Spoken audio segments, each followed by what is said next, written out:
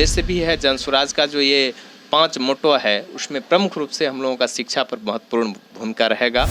बिहार में प्रमुख रूप से 10 से 15 हज़ार रुपये कमाने के लिए बिहार से बाहर लोगों को न जाना पड़े, इसलिए आदरणीय प्रशांत किशोर जी पूरे बिहार में 2 साल से परिश्रम कर रहे हैं। हम लोग पूरी ताकत और दृढ़ता के साथ खड़े हैं और चारों का चारों विधानसभा सीट आपको जीत कर दिखाएंगे। शराबबंदी इसलिए हटनी चाहिए कि आज गलत शराब पी करके लोगों की मृत्यु हो रही है। आप छपरा कांड, सारण कांड देख लीजिए।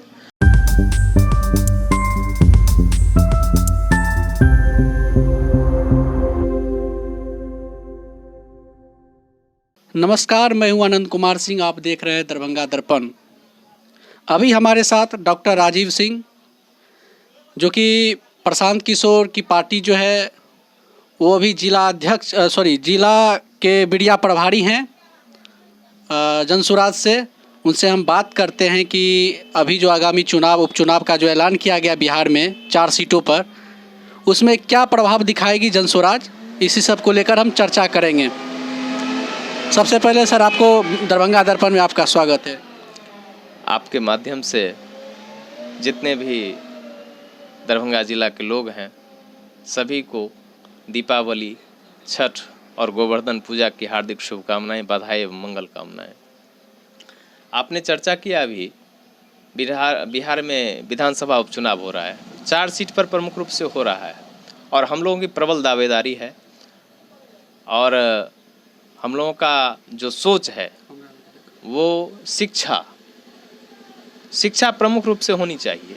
यदि किसी भी व्यक्ति के जीवन स्तर में अगर हमें बदलाव चाहिए तो उसे पहले विश्व स्तरीय शिक्षा चाहिए। हमारा उद्देश्य भी है जन स्वराज का जो ये 5 मोटो है उसमें प्रमुख रूप से हम लोगों का शिक्षा पर महत्वपूर्ण भूमिका रहेगा और हम लोग हर एक प्रखंड में विश्व स्तरीय शिक्षा उपलब्ध कराने का प्रयास कर रहे हैं। और जन स्वराज के माध्यम से आज हम लोगों का जो लोगो है जो हर एक पार्टी का होना चाहिए वो स्कूल का बैग, स्कूल का थैला। तो हम लोगों का मिशन है कि हर घर शिक्षा पहुंचनी चाहिए।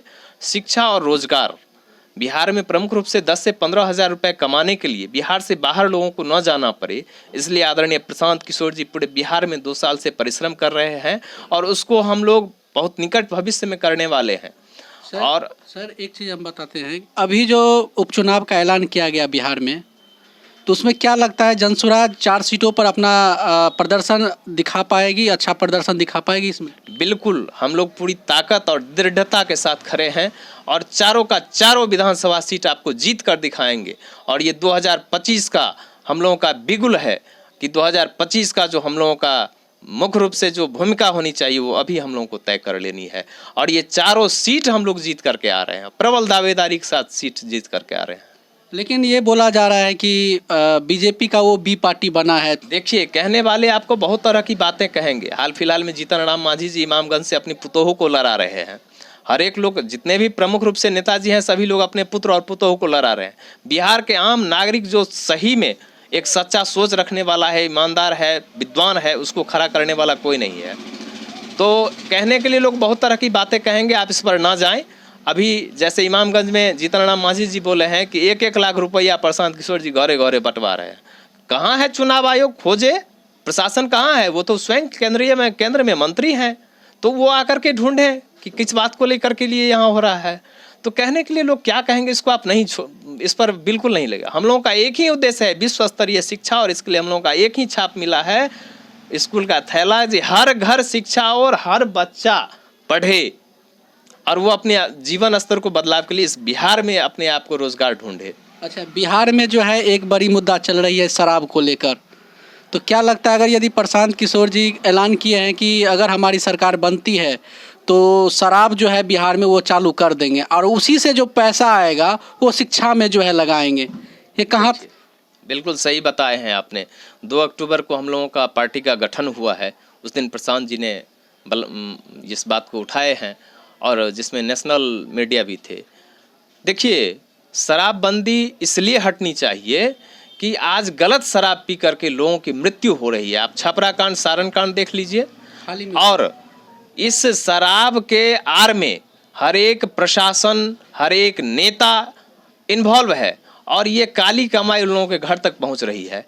तो सही तरीके से, रेगुलेटेड तरीके से उसको ओपन करके नियमबद्ध तरीका से आप उसको चलाइए और उससे जो आर्थिक रूप से आ रहा है उसको आप शिक्षा को बेहतर करने में लगाइए। प्रशांत जी का सोच यही है। लेकिन एक तरफ तो अगर शराब पीने से लोग की मौत हो जाती है, शराब तो हानिकारक है, एक तरफ नुकसान और एक तरफ आप शिक्षा में लगा रहे हैं। आप बिल्कुल सही कह रहे हैं। तो उस तरह से भी कहाँ भला हो रहा है, हमको दिखा दीजिए।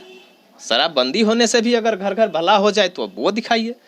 तो इससे अच्छा रेगुलेटेड हर जगह कहाँ शराब नहीं मिल रहा है। दिल्ली में मिल रहा है, उड़ीसा में मिल रहा है, झारखंड में मिल रहा है, हर जगह मिल रहा है, उत्तर प्रदेश में मिल रहा है। रेगुलेटेड तरीके से मिल रहा है, नियमबद्ध तरीके से मिल रहा है। जिसको लेना है अच्छा तरीके से अपना लेकर, लेकिन वहाँ यहाँ 50 रुपए का चीज़ लोग 500 में खरीद करके अपने आप को मृत्यु का शिकार हो रहा है। ये नहीं होना चाहिए। इसीलिए आप उसको नियमबद्ध तरीका से आप सुचारू ढंग से शुरुआत कीजिए और उसका जो आर्थिक रूप से आ रहा है उसको, उस पैसा को बिहार के प्रगति में लगाया जाए। और प्रशांत जी का ये सोच है कि इस तरीके से 5 से 10 साल में हमको मेहनत करना है कि इसको देश के अग्रणी राज्यों को श्रेणी में हम बिहार को शामिल करेंगे। अच्छा, लोगों का कहना है कि प्रशांत किशोर जी को जो है मुख्यमंत्री बनने का चाहत बना हुआ है, वो मुख्यमंत्री बनना चाहते हैं, जिसके लिए वो पद यात्रा कर रहे हैं। अरे आपको पता नहीं है, प्रशांत किशोर मुख्यमंत्री बनने बिहार में नहीं आए हैं। प्रशांत किशोर तो मुख्यमंत्री बनाते थे, आपको पता होना चाहिए। प्रशांत किशोर 10 मुख्यमंत्री पूरे भारत में बनाए हैं, एक प्रधानमंत्री जी को प्रधानमंत्री बनने में कंधा लगाए हैं। तो प्रशांत किशोर स्वयं इतना छोटा सपना लेकर के बिहार में आएंगे? प्रशांत किशोर जी का एक ही सपना है, बिहार को देश के अग्रणी राज्यों की श्रेणी में लाना है। और वो इस बात को दृढ़ संकल्पित होकर करने के लिए आज पूरे बिहार में 2 वर्ष से पैदल गांव-गांव घूम रहे हैं, लोगों को बता रहे हैं कि तुम अपने रोजगार और शिक्षा को लेकर के वोट करो। तुम जिस बात को लेकर के वोट करोगे वो मिलेगा। आप किसको वोट कर रहे हैं ये प्रमुख बात नहीं है, लेकिन किस बात को लेकर के आप वोट कर रहे हैं ये प्रमुख बात है। अच्छा, प्रशांत किशोर जी का जो है एक और यहाँ पे उपचुनाव में जो है एक सीट ऐसा था जो कि वो वहाँ के वोटर ही नहीं थे, लेकिन फिर भी उनको टिकट दे दिया गया। बिल्कुल, कर्नल जी के बारे में बता रहे हैं। दुर्भाग्य की बात है। देखिए, इतने बड़े बड़े लोग जो बिहार की मिट्टी से संबंध रखते हैं, बिहार के मिट्टी में इतनी ताकत है कि ऐसे ऐसे महापुरुष पैदा किए हैं और ऐसे लोगों को बिहार का अधिकार नहीं होना कि बिहार का आप अस्थायी निवासी हैं, ये दुर्भाग्य की बात है। लेकिन 2 वर्ष पहले वो नोएडा शिफ्ट कर गए थे, वहाँ के वोटर लिस्ट में उनका नाम था। खैर, इसके लिए कोई बात नहीं है।